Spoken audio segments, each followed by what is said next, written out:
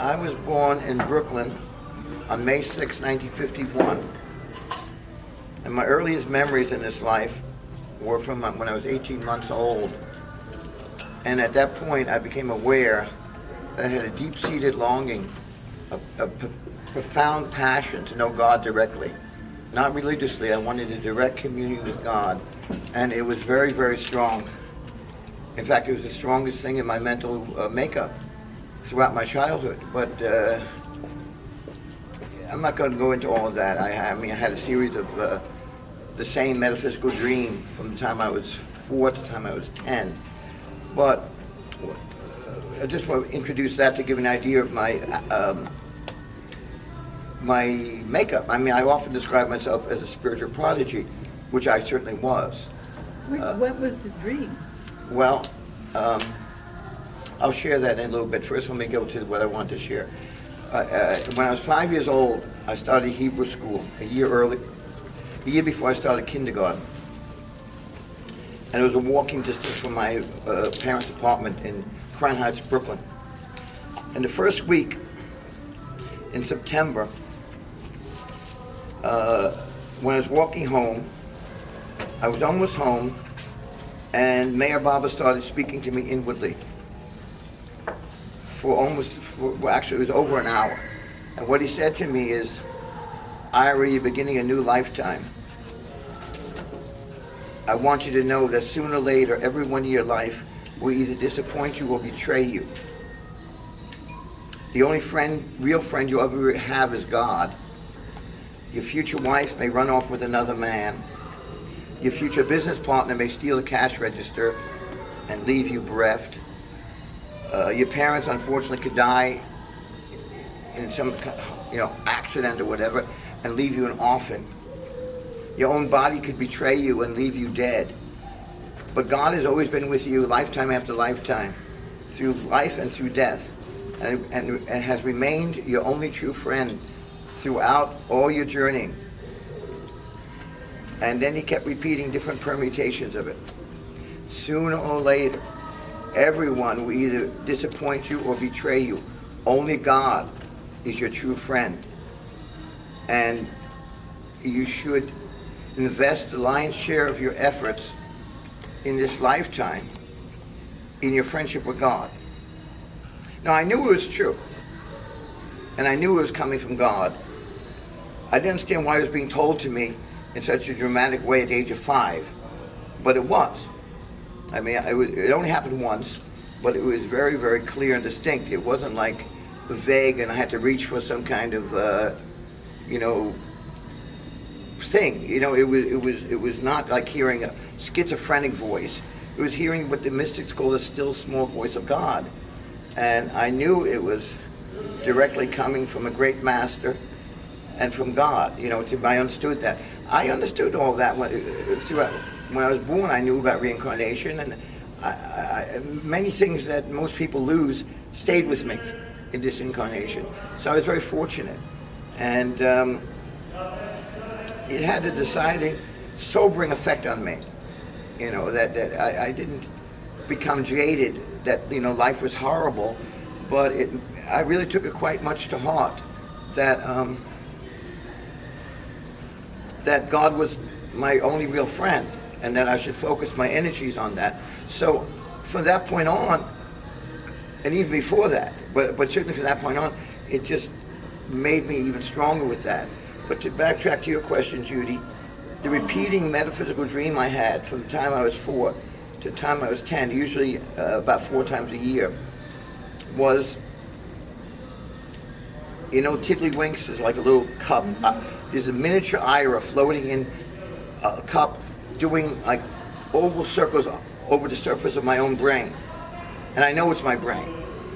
And a disembodied voice says to me, "Who are you?" And then before I could even address the question, it says, "You are the brain. And when the brain is destroyed, where will you be?" With kind of scary quality, like a Twilight Zone quality. But this was before Twilight Zone, so I didn't pick it up from Twilight Zone. And then the dream gets even weirder. I find myself in a room in front of 5 invisible, omniscient beings. I didn't have a concept of a perfect master, but obviously that's what they were. And I realized they were directing the question at me. They were one with each other. They knew everything. And I had a tremendous, compelling loyalty to them. It's hard to describe. I would have done anything they asked me. And I didn't really question it as a child, but it was just, I realized they wanted a real answer. They didn't want a creedal answer like when I die I'm going to go to heaven, or when I die I'm going to reincarnate. They wanted me to give them an absolute Gnostic answer. Now, how many of us even now have absolute knowledge of the soul? I certainly didn't at the age of 5, but I plunged into a meditation, what I call like a kamikaze meditation. I try to go deep, diving into myself. It feels like I'm swimming miles and miles into a vast ocean, but after a while I have to surface again because I can't, the truth is way beyond my capacity to reach it. And I come up always empty-handed, with a sense of disappointment. And they never comforted me and said, well, you know, kid, you did good work or anything. They just, you know, I would wake up and I'd be shaking from it. And the exact same dream would happen every few months until I was 10 years old. And that just kept me focused so powerfully on trying to discover who am I. So I was very fortunate because I've been aware of my conscious connection to Meher Baba for 61 years now, since I was 5 years old on September 17th, 1956. And if I had, you know, been in a Baba family, I could have met him, certainly in 58 or something like that, but no one around me was into that stuff. I missed it. What were the 5 people who were there? What did they ask of you? They asked me, where would I be when my brain is destroyed? Essentially, where will I be when I die? What will be there? That's the question that you went diving down into. Yes, and I felt like they didn't want, I would offend them if I said, well, you know, I'm going to reincarnate, or I'm going to be in the heaven state, or they didn't want anything like that. They wanted me to speak from direct authority. Like I myself was a perfect master. Well, I wasn't a perfect master, I still aren't, but that's what they expected of me. That I had to dive into the interstices of my being and discover the true answer, which I never could. But it certainly, the effort kept me immensely focused on spirituality. So my story is different than most people's because I never went through a drug period. I never even smoked grass in my life. I never did any psychedelics. I was focused on God from day one.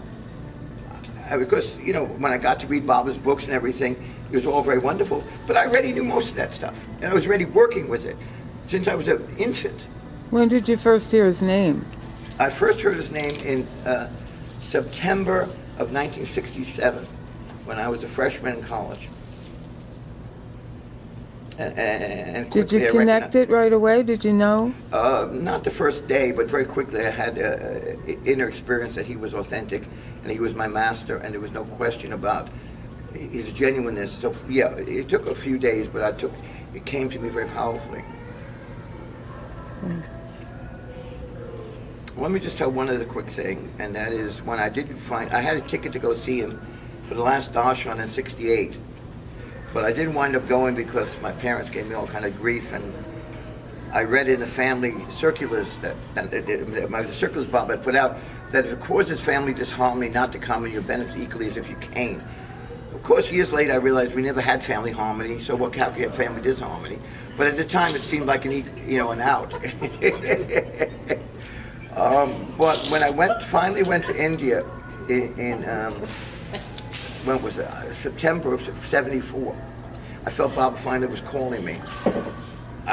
People were telling me that the experience in Samadhi is so incredible. And I had some powerful experience at the center. And most people were saying, well, yeah, this is much more powerful, or whatever, you know, how people talk. And so I said, I don't know what it's going to be, but, you know, I was looking forward to it. So as soon as I got to India and got to Ahmednagar, I ran quickly, you know, got to the tomb that very night, even though I was going through jet lag.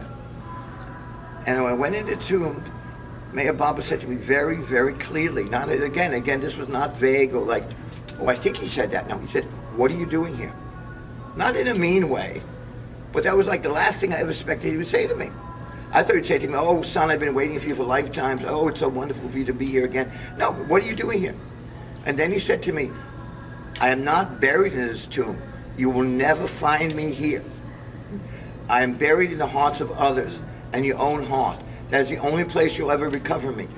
Do not come here looking for me. I am not in this tomb. I am not buried here." I thought, well, this is jet lag. I really didn't understand it. So I said, I'll come back tomorrow and I'll get a better message. Came back tomorrow. He never said again, "What are you doing here?" But he repeated the same thing over and over again. "I am not buried in the tomb. I'm buried in the hearts of all beings. If you want to find me, you must dig me out there. In relationship to others, you will discover me. You will never find me here." Which is probably a good part of the reason why I've only been there twice in my life. And most of my contemporaries, those who came to Bob at a similar time, have been there 30, 40, 50, 60 times. But I haven't come there because Baba made it very clear that I was not to look for him in the tomb. And years later, I realized it was a wonderful gift he gave me. And it's helped me get very close to Baba because I always focus on that. Whoever I'm with, that's Mayor Baba in that particular disguise. And so it's giving me a much more profound living meditation. And I'm always reminded of the quote from Baba, "Do not worship me. Worship conceals me. True love reveals me." That's that's a exact quote. "Do not worship me. Worship conceals me. True love reveals me."